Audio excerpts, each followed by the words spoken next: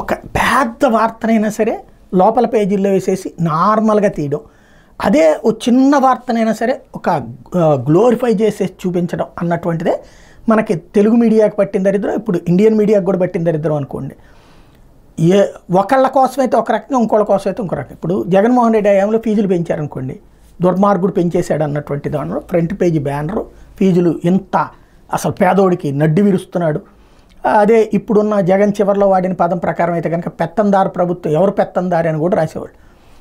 అదే జగన్మోహన్ రెడ్డి వాస్తవంగా కాలేజీల ఫీజులు తగ్గించాడు, భారీ ఎత్తున తగ్గించాడు, ఆయన హయాంలోనే తగ్గినాయి.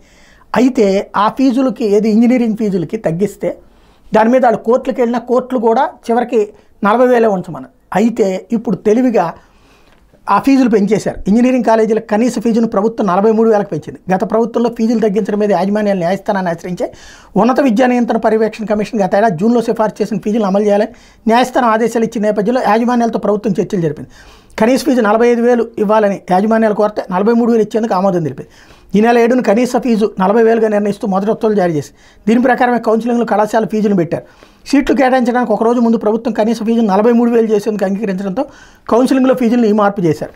సీట్లు పొందిన అభ్యర్థులకు ఇచ్చిన లేఖలో కనీస ఫీజు 43,000గా ప్రభుత్వం పేర్కొంది. అది ఇక్కడ ఏంటి అసలు విషయం? ఫీజుని సైలెంట్గా పెంచేశారు.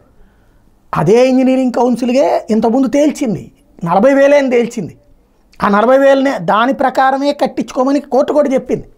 ఇప్పుడు సైలెంట్గా 3,000 పెంచేసి ఆ వార్త లోపల పేజీల్లో కోర్టు ఆదేశాల మేరకే పెంచినట్టు రాస్తున్నారన్నమాట. అది స్పెషాలిటీ ఇక్కడ.